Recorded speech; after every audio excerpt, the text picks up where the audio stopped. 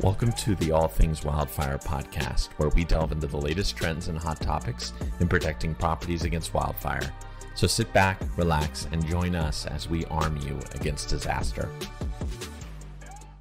So welcome today, my friends, and to another episode of All Things Wildfire. And here's another guest that I know that you're going to enjoy. And it's one of these, we talk about wildfire, and I really want to express to all of us and you listeners, we're dealing with wildfire, but there's so many things that are tied to the wildfire experience, specific to insurance and specific to claims and specific to after a recovery and before the things that we can do. And today we have our special guest is a global practice leader at Burns Wilcox, and he's got, 2 decades of insurance experience working with personal lines and high net worth risk management. And today we have the famous Mr. Bill Gatewood joining us on our podcast. So, Bill, thank you for making time, my friend, and thank you for joining us. OP, thank you very much. Pleasure to be here. I love what you're doing, so I'm honored to be part of it. Love it. Thank you very much. And Bill, where are you joining us from? I am joining from our corporate headquarters just outside Detroit, Michigan. Okay, awesome. And the weather, I think we talked about here a little bit. I love your guys' weather out there. I really do, especially during the winter, where you just get to experience the snow. And it just feels. Is that called Miracle Mile, or what is that called? No, Miracle Mile's in Chicago.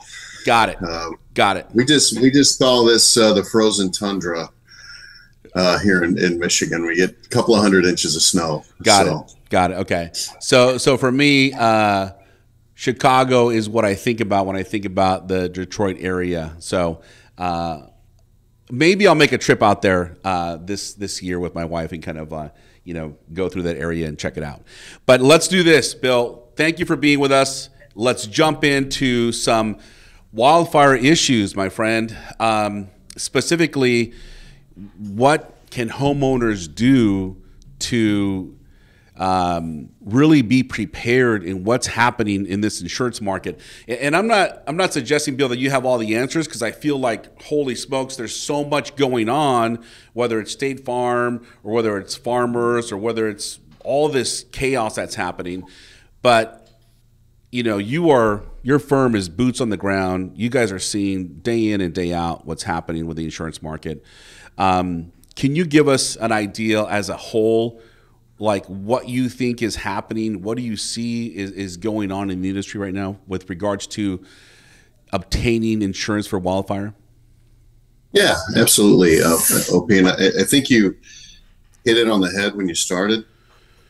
We can't really look at wildfire in a silo. There are so many other things that are impacting the insurance market right now. Wildfire is just one of them. But at a very high level, we can drill down as much as you want to drill down on, and there's several things I think we can talk about today. But one of the words that I'll probably use a few times today is profitability. And the insurance industry has had a very difficult time making a profit in property insurance over the last several years, losing money year after year after year. And so if a business cannot make money and have a reasonable expectation of making a profit, they go away. And so that's why we're seeing so many companies pulling out of states like California and Florida, other states along the Gulf, other states out west, shutting off new business. Whatever they're doing, they're trying to figure out how can we make a profit. And where wildfire fits in is that there's a big fear right now in the industry, and it's well-founded. And maybe I shouldn't say fear, because that sounds somewhat emotional. But there's the deep concern about what's going on with the weather. We're seeing so many natural disasters occurring in numbers that we haven't seen in the past, in intensity that we haven't seen in the past, and in places where we haven't seen in the past. And so A lot of people want to argue about what's causing it, and I'll leave that argument to people smarter and dumber than me. Yep. But the reality in the insurance industry is when those disasters occur and those homes are damaged or destroyed, we have to pay out the money. We don't have the luxury to sit and talk about, well, what caused this? Is this a cycle in all of humanity? Is it man-made? Whatever it is, it doesn't matter. It's costing real dollars. And so profitability is what's driving everything. Got it. And this concern over weather is a big deal too, because we've seen now for 2 years in a row, we've seen 2 hurricanes hit California. We've seen wildfire in places like Michigan. We had a wildfire in Michigan earlier this year. Yeah. The wildfire in Hawaii that you covered very well on one of your past episodes. We're seeing convective storms across the Midwest. So weather is a big concern, and it's one of those things that you just don't have a lot of control over. You try to predict it. You try to figure out what your loss costs are going to be. But as we all know, we have no control over the weather. And that is a big driver right now. Got it. You know, when you think about it, based on what you just said, it's so true. There's more and more activity, and it's costing the carriers more money. And when I think back to 10 years ago, Florida has always had hurricanes, right? And so for me, I'm like, why would someone move to that area, right? Just because you keep hearing these things. But other people are saying the same thing about California, right? Why would you move to California? There's wildfires everywhere. The reality, though, is these risks have been largely predictable over the past 20 years.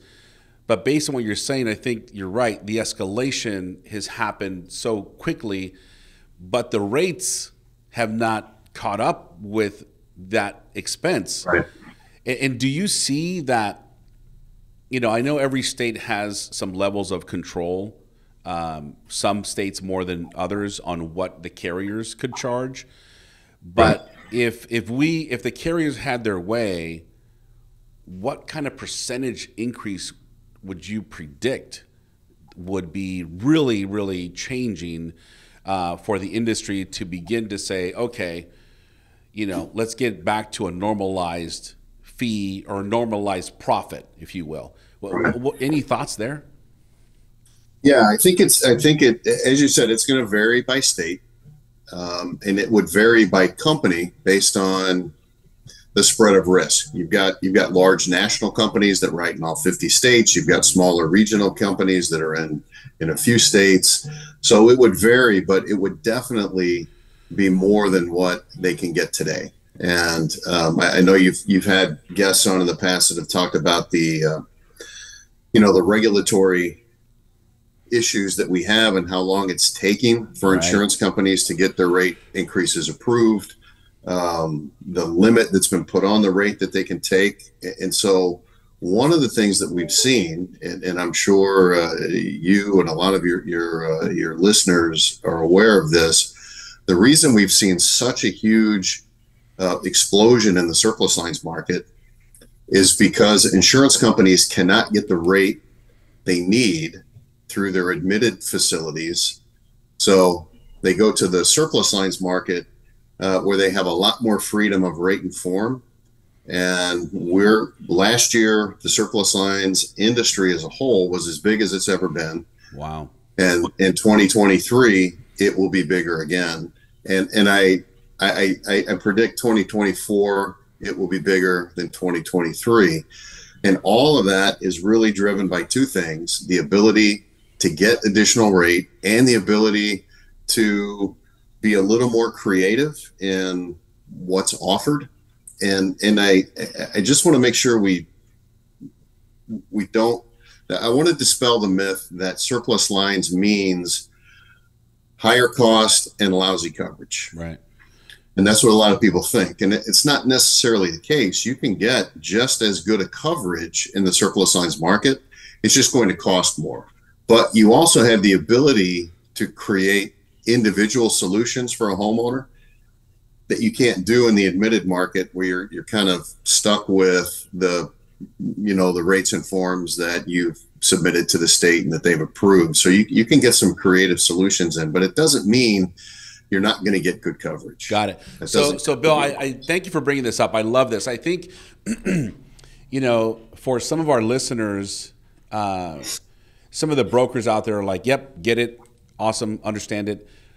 But for the basic homeowner or the firefighter or the fire captains or the fire officials that are listening, can you, and for me and for all of us, right, that are not necessarily in the insurance world, can you break down maybe a little bit more as to the terminology of what an admitted carrier is, and then the surplus lines, and what are the different markets there, and so we have a better understanding of what that's like? Sure. The admitted market is kind of what everybody knows and understands. That's the standard markets that are out there. Every one of those companies will submit their policies and their forms and their rate structure to the state. The state reviews it, the state approves it, and then that's what you have. And if you want to make changes to that, you've got to submit that to the state, and the state has to approve it again. So it can be a slow process. It can be a bit of a cumbersome process. And the rate that's approved is the rate you use. Got it. So if I'm AIG or any other carrier, I have to submit this information and say, here's what we want to charge. It goes through the review process. They say, great. And if I ever want to change the rates, I have to go back to them, to the state? Correct. Right. So you can see in an environment where your costs are going up quickly, and if it takes you, and I've just read some things recently that in California, for example, the turnaround process to get rates approved is almost at a year now. Oh my goodness. So if it takes 360 some odd days to get that approved, every day your costs are going up and your base price is staying the same, you're losing money every day. And so that's what a lot of companies, I was at a meeting recently with a large national carrier that everybody would know their name. They're in this predicament where they can't get enough rate fast enough to keep up with inflation and rising loss costs. And so what they said was, we're losing money on every new home that we write, and the only way to fix it is to stop writing. Boom. And so that's the situation. Now, they fully intend to open back up once the rates have been approved and that rate starts flowing through the book and they're able to get their price structure under control again, but they have to take a pause. And conversely, in the surplus lines market, the surplus lines market is regulated. So a lot of people think surplus lines is not regulated, so it's the Wild West and people can do whatever you want. And there's still a lot of regulation that goes on in the surplus lines market, but you aren't tied to filed rates and forms. And so when a carrier says, all right, our loss costs are going up 20%, we need to take a 20% rate increase, you can do that tomorrow. Wow. Okay. So it's much more reactive, and the surplus lines market has always been there as a safety net to supplement the admitted market, and that is the case today. But it's just a much bigger supplement to the admitted market than it has been in recent years. So, Bill, are you when you say a supplement, are you saying that you have a carrier XYZ brand that everyone knows? And when they give you a policy, do you have a surplus line giving you a piece of some other coverage too? Do they work hand in hand that way? Sometimes, absolutely. Where we could see that quite often is if you've got a home in Los Angeles and you've got the standard market that insures your house, but you've got a secondary cottage up in the mountains. Your standard carrier doesn't want to insure that. Your broker can go to the surplus lines market and get that insured. So there are times when we will insure the piece of the risk that the standard markets don't want. But what we're seeing today, as you can imagine, with what's going on in California, it's all coming to us. Consumers can't get insurance anywhere in the admitted market, and so we're insuring all of their property. Yeah, got it. Okay, understood. Now, I think for our listeners, I want to express, when you shared earlier that some of the carriers in the admitted market have to pause, meaning that they're not writing anymore.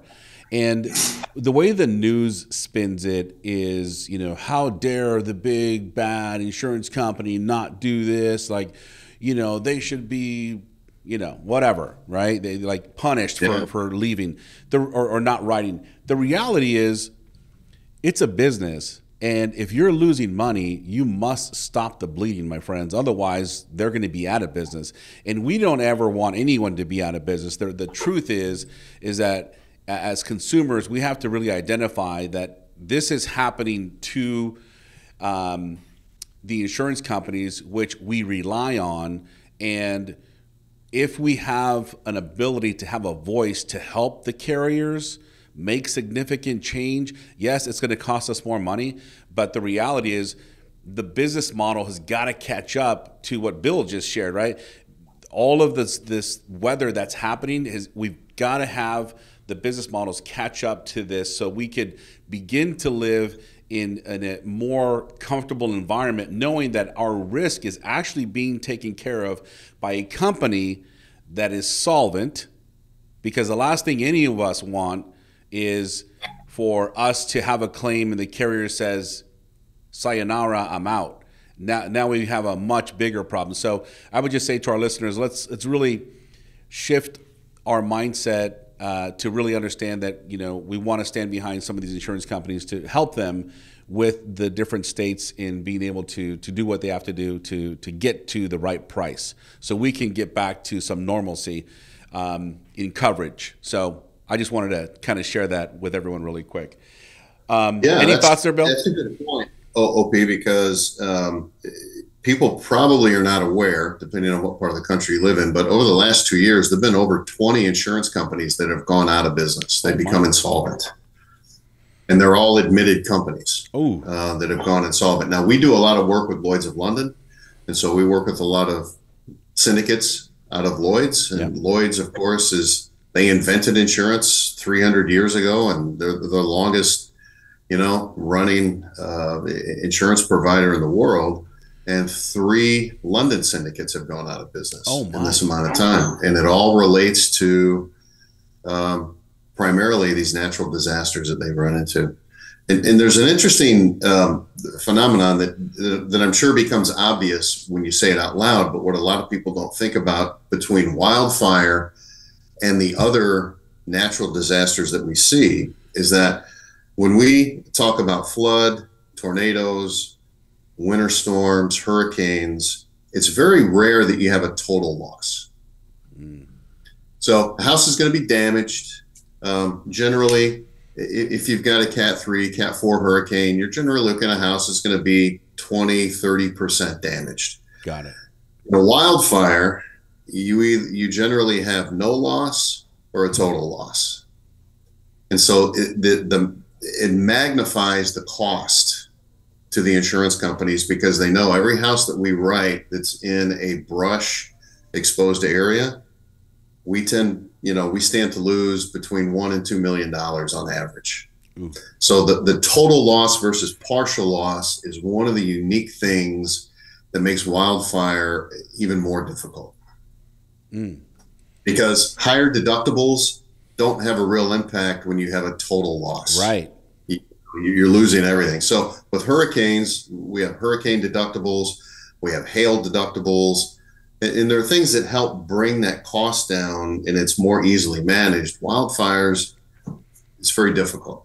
When you have a $2 million loss, a $5,000 or $10,000 deductible doesn't make a difference.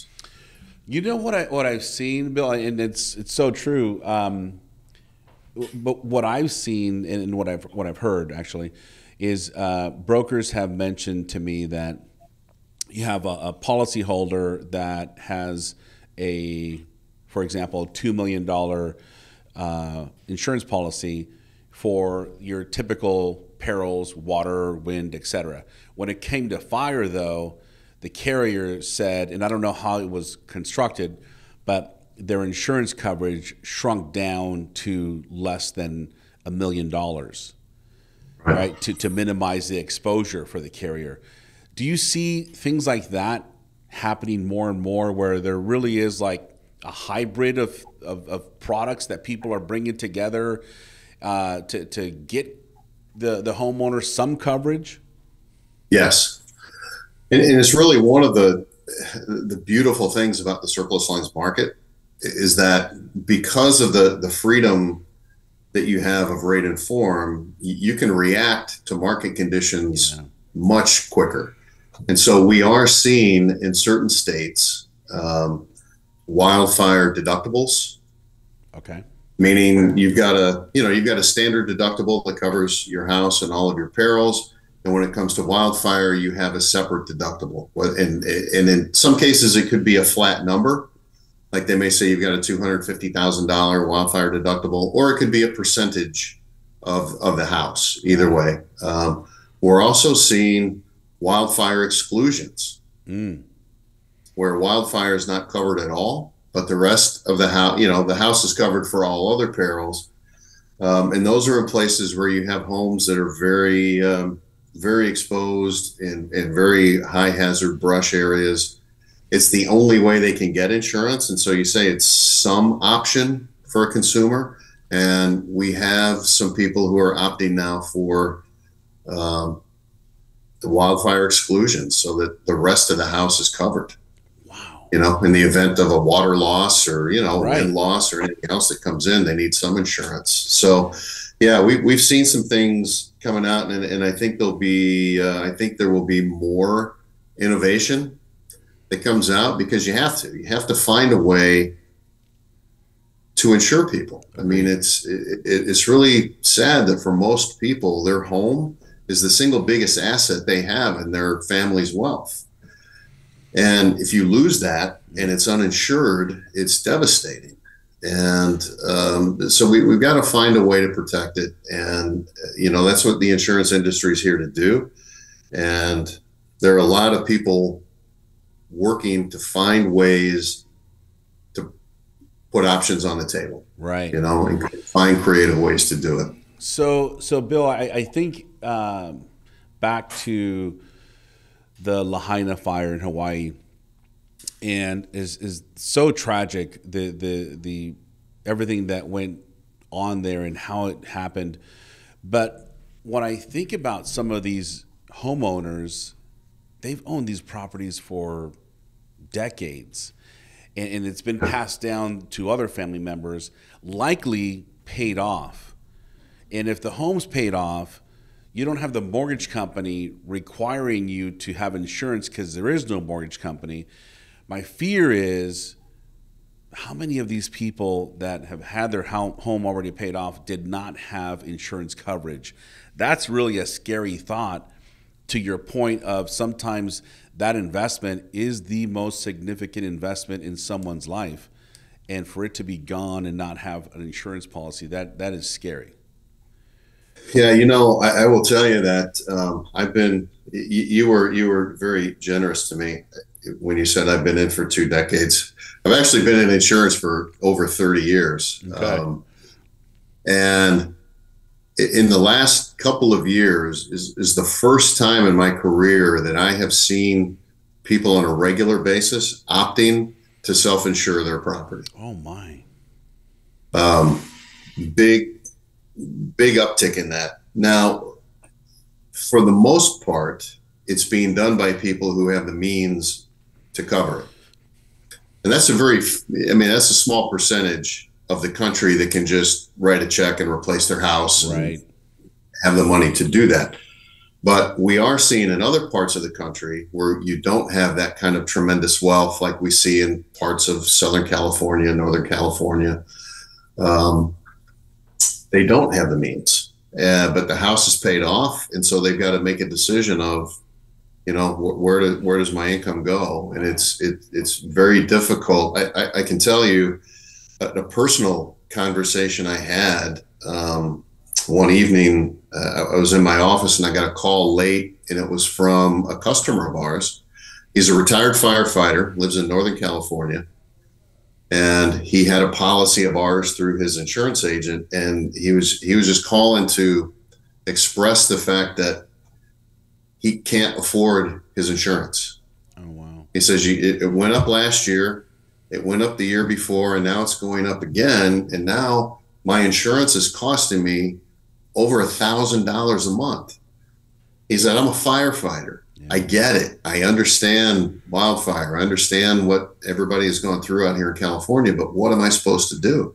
And those are difficult conversations. And the truth is, for that particular individual, the fact that someone was willing to insure his house in many regards was a victory. Yes. Because he was able to find it. But that's, when you're talking to someone that has to pay for it, I wasn't making him feel better. Yeah. When I that. And that's just a reality of where we're at. People are having to make choices of, do I insure my house, or, do I pay for other needs that I have? And it's not good. It's not good. And I think, we have inflation happening at a rapid rate. We have the economy is acting somewhat goofy. And now on top of that, we've got the insurance rates are going up. So financially, as Americans, we're being squeezed from all over the place, right? And so I can see where people are saying, what am I supposed to do? The danger, like we said before, for those that don't have a mortgage, the danger is thinking that you don't need insurance. Now, you had made a comment earlier, and I wanted to circle back to this. When a homeowner has insurance but they don't have wildfire coverage, does that, because the mortgage company still needs some coverage, I would imagine, is that when the California Fair Plan would get involved for the Californians? It could. Okay. Yeah, we're seeing so many. I mean, you talk about an explosion. The California Fair Plan, has gone from the market of last resort in California to a market of only resort. And, I've talked to, we work with a lot of agents in California, as you would imagine. And I've talked to many of them that over their 20-year career, they've maybe written 4 or 5 people in the California Fair Plan, and now 60% of their clients are in the Fair Plan because It's the only place they can go. So, so the Fair Plan is where you go if you're unable to get fire coverage other places, but it has limitations as well, as I'm sure you're aware. So there are a lot of people who are underinsured in the Fair Plan. Yeah. There are people who don't have adequate coverage, but they have some coverage, right? So they've got some fire coverage. But there's been some interesting, again, when the situation presents itself, you can get creative and find ways to help supplement the market through surplus lines.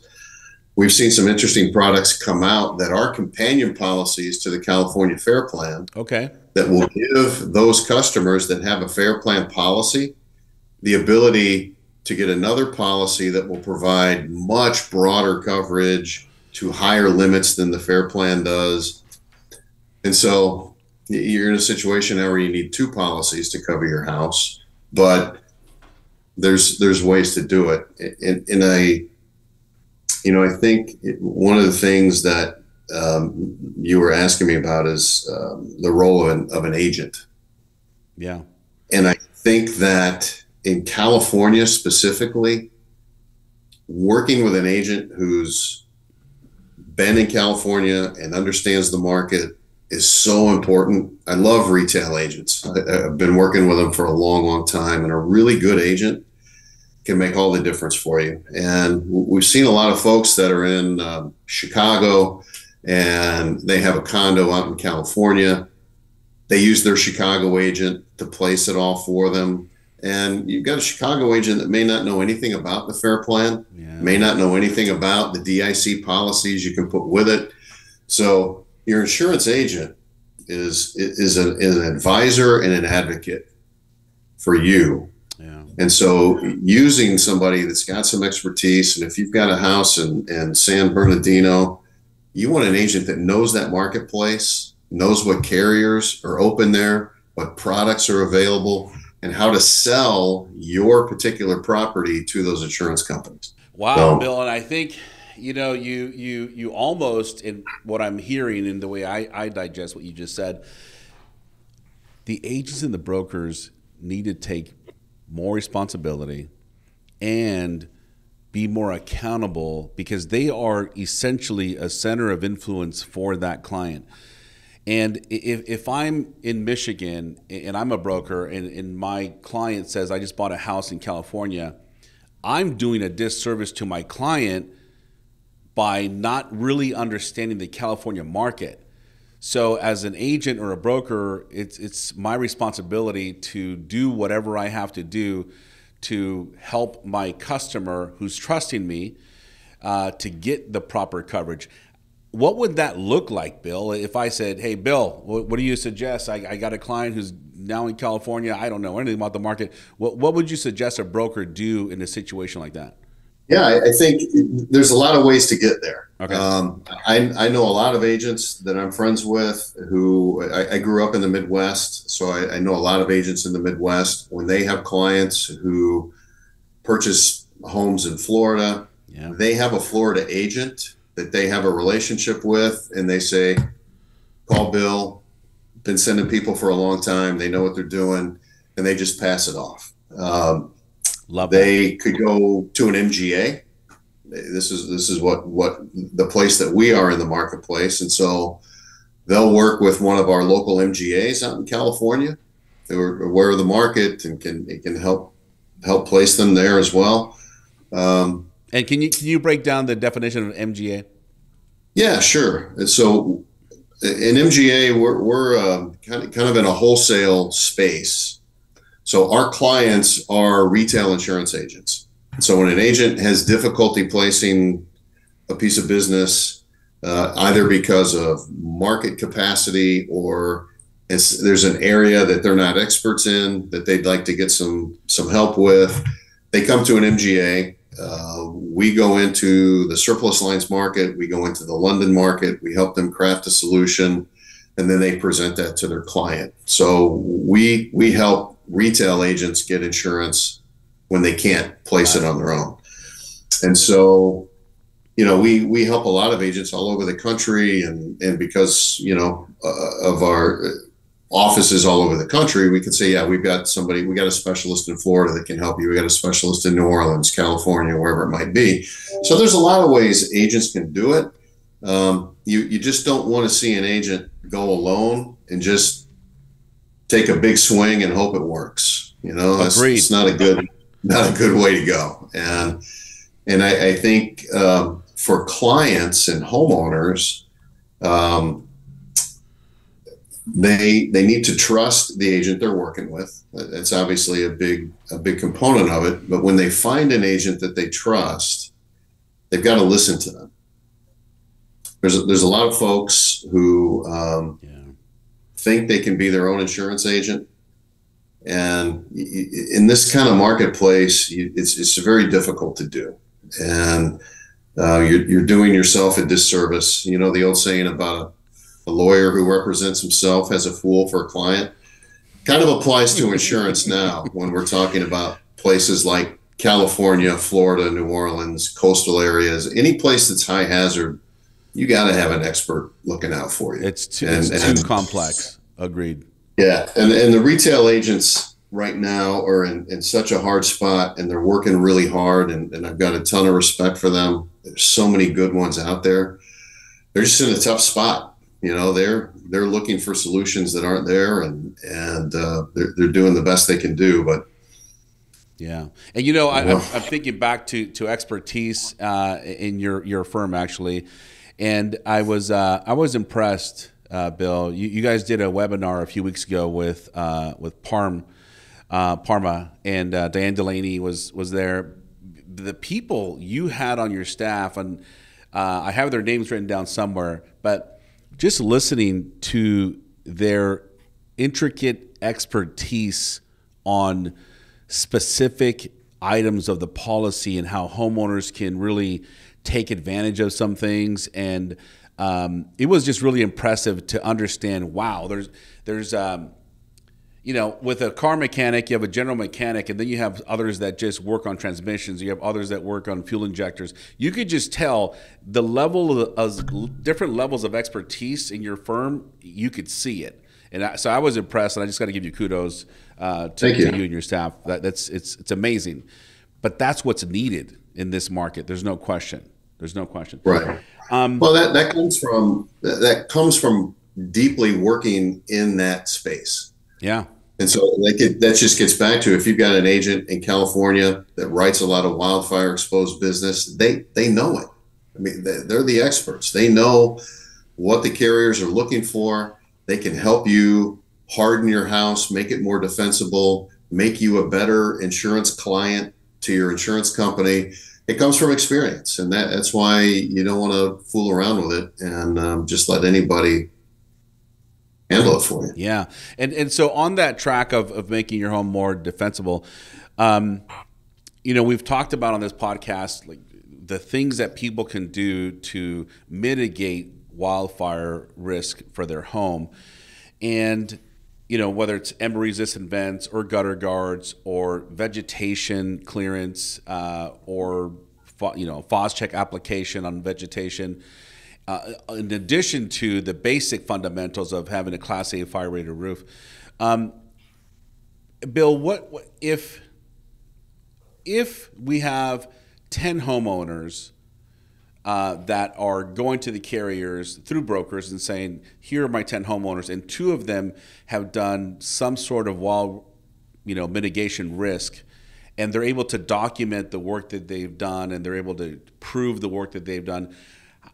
How does that qualify? What is the underwriter thinking, or what's the carrier? Is the carrier putting more emphasis on those 2 that have done the work, or is that just a false thought process that I have? Because I feel like if the carriers see you putting in the investment to minimize your risk, I would hope they get to the front of the line. Is that a true statement? It is. It absolutely is. We're starting to see more and more underwriters and carriers requiring a lot of the things that you just mentioned.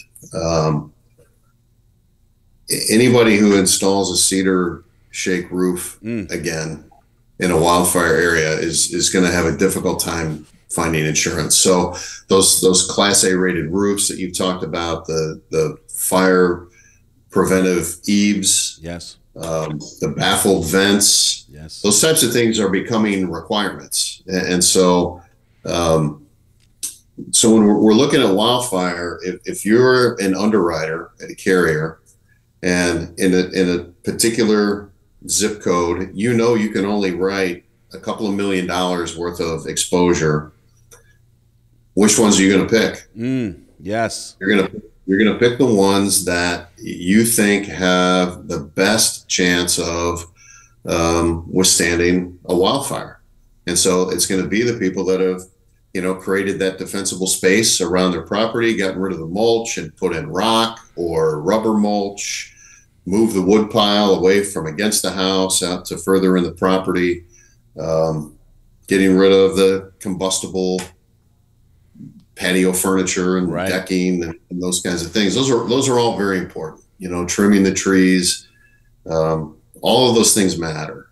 I'm no expert in fighting wildfires, but we do some work with some experts in the wildfire fighting space, and they tell us that on average, your house has to withstand about 3 minutes of hell. That wildfire, when the wind starts blowing, that thing just rips through your property. And if your house can withstand that 3 minutes, you could come out of it okay. But most houses can't, because there's other things, embers blow up into the vents and the inside of the house starts on fire. They blow down the chimney, they catch in the gutters, they blow up under the eaves. Yeah. And the house goes. So the people that are doing that kind of work, it's money well spent. Yeah. And I'm hoping that soon a lot of those things become part of the standard building code. Yes. So that as new homes go up, we're not adding to the problem.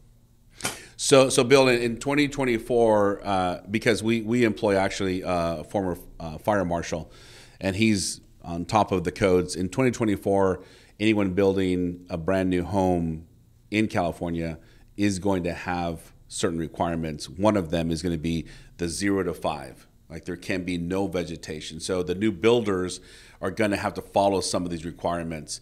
And then in the years to come, hopefully they can be retroactive for other homeowners on what they expect. So it's really a very large trickle effect. And as much as California has got a kind of a bad rap with some of the things that are going on with the Department of Insurance and all these struggles, the reality is that they are the leaders in the code compliance, and many other states can really take note here and apply some of these things. I know, you got Oregon who's working directly with California to figure out what are you guys doing, because we need to do some of those things.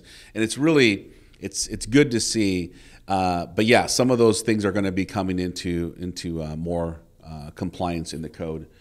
That's good. Yeah. Good to hear. What's that? I said it's good to hear. Yes, because absolutely. That's part of the solution. It's not the entire solution, but it's definitely part of how we're going to get out of this. One of the things that I want to just bring up, because you mentioned, we talked about defensible space and 0 to 5.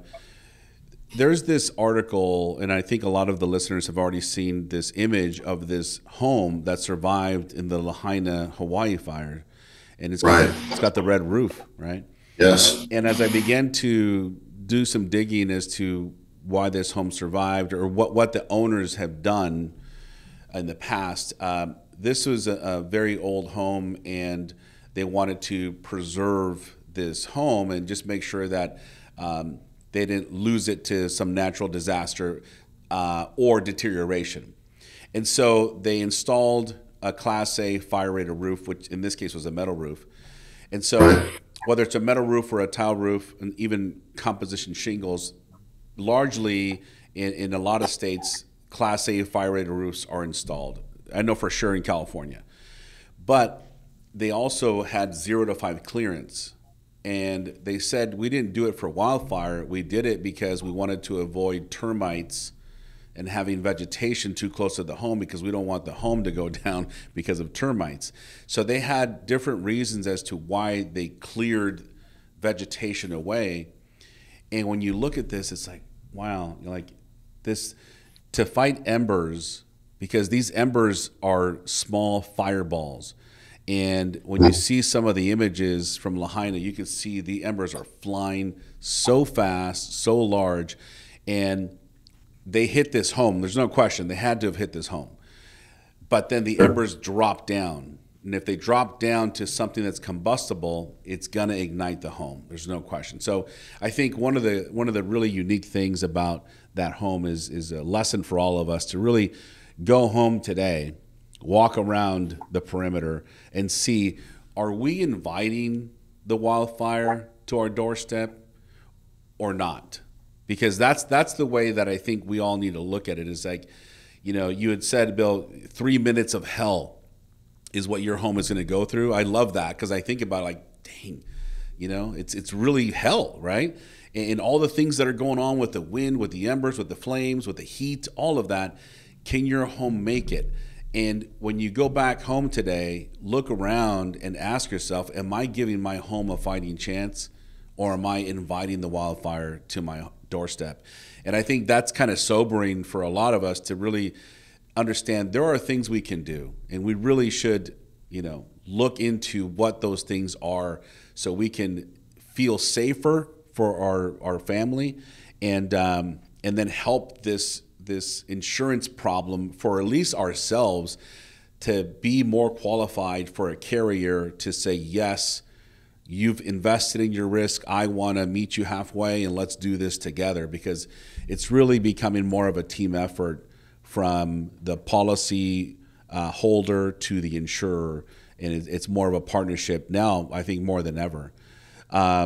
So, Bill, let me do this, my friend. Thank you for sticking with me for close to an hour here. Two questions. Number one, I'm going to ask you if you want to make a statement and something you'd like to share with everyone. But before that is, do you have an opinion? Like, what's your thought if we fast forward 5 years from now? 5 years from now, what does in your mind, what do you see the insurance industry looking like? You've talked about there's a lot of people that are innovating and doing some things, but what if you had your own little crystal ball in Bill's world? What does that look like for you? Well, I think in the short run, we're going to see more of the same, because the insurance industry needs time to heal. They need time to get some profit back into their coffers, so that they have the ability to start growing again. So, I think 2024, 2025, there's a recent study released that said the insurance P&C industry won't get profitable until at least 2025. Wow. And so then you need a couple of years after that. So that's one of the things that needs to happen. I think that we'll continue to see the surplus lines market expand. And that's not necessarily a bad thing, because it is providing some insurance solutions to people. But I think there's, the building code things are going to be very important, but that's a really long-term kind of thing. New homes going up, great, but you've got other houses that are 20 years old that haven't gone through those. So that building code thing is a long-term proposition, right? All positive. I think we'll see a few more fair plan facilities coming out, because we've seen in Colorado legislature is looking at a fair plan solution, because they've got a big wildfire problem there. Colorado is becoming the new California in that regard. So I think we'll see more government intervention, which I hope is a positive thing.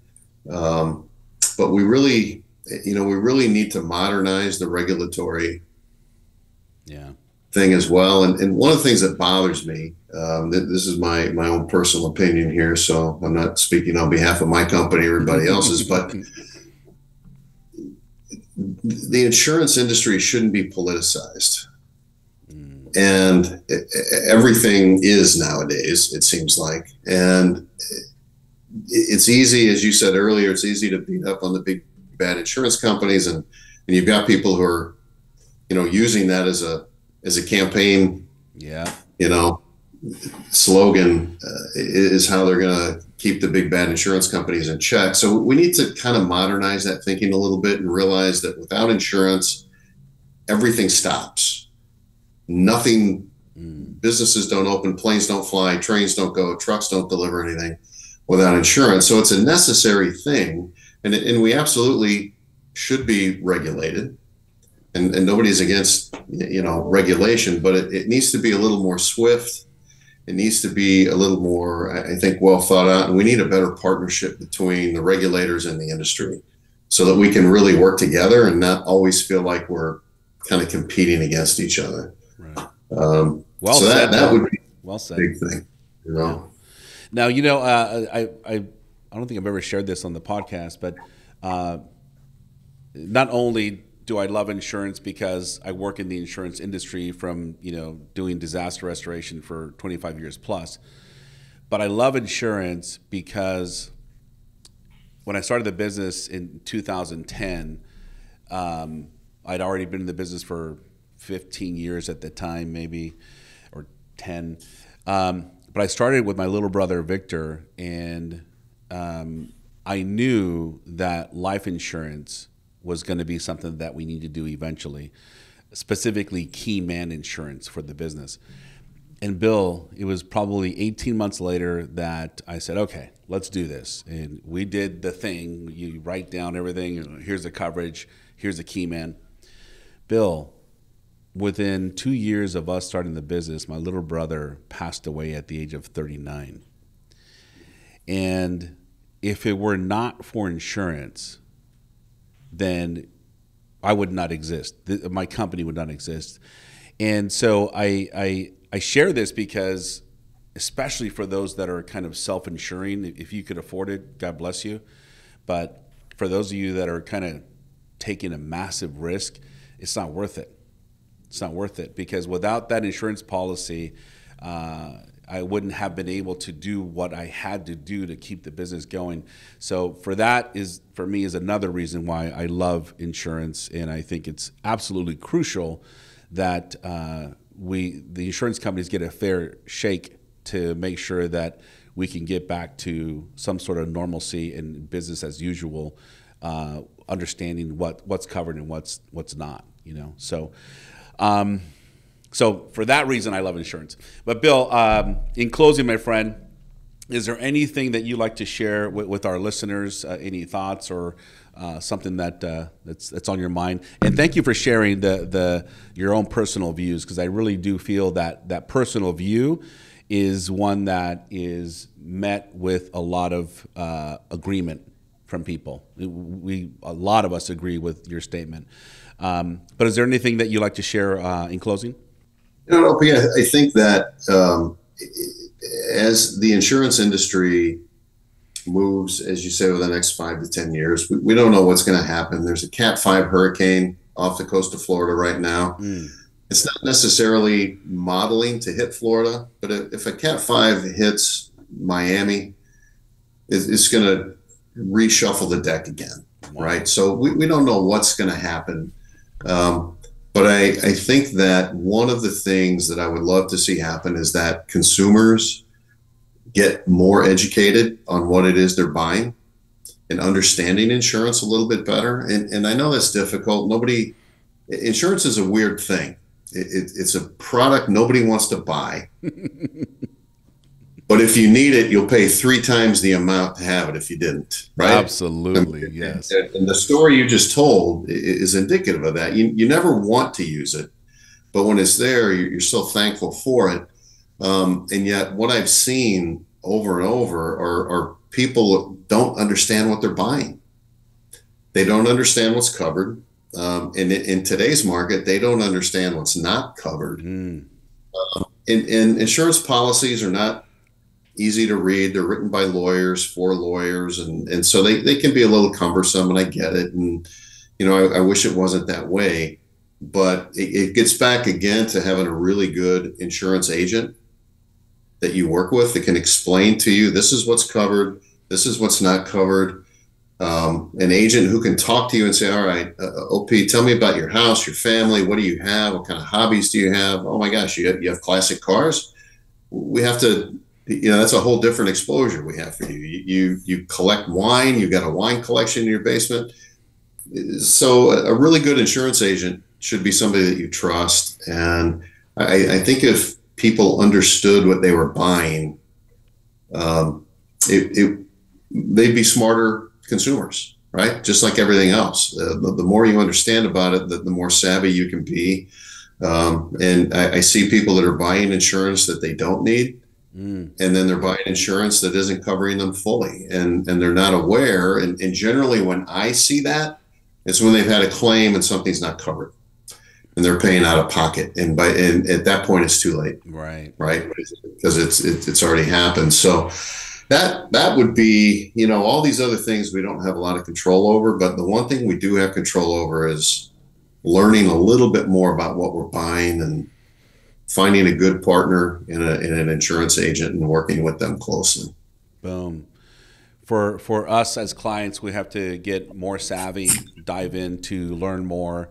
And I got to say that this podcast, Bill, is, for us was an idea a year ago. And I'm so grateful because I really do feel that if people want to learn more about insurance specifically, this is a really cool platform for those that want to share this, not only, this podcast episode, but past episodes. We've got a lot of education, and there's different aspects that we hear every single time.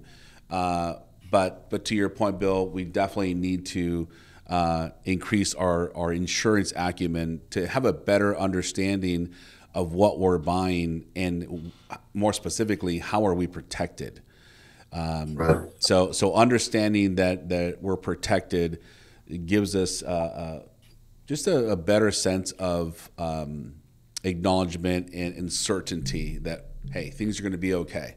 And we can't always avoid a tornado or hurricane, a wildfire, a disaster. But when it does show up, we definitely want to make sure that the carrier that we've elected to be with is going to be able to deliver on making us whole again. So I love that. Well, Bill, thank you very much, my friend. I appreciate your time. I appreciate you sharing your expertise. And for you listeners out there, subscribe and share this podcast with more of your friends and your family. And that is it for it, my friends. Thank you, Bill, and thank you, listeners. Appreciate it. Thank you very much, OP. It's been a pleasure. You got it, Bill. Thank you. That's all for this episode of All Things Wildfire. If you like this episode, be sure to subscribe to our show and follow us on social media to stay up to date on all things wildfire. And as always, thanks for listening.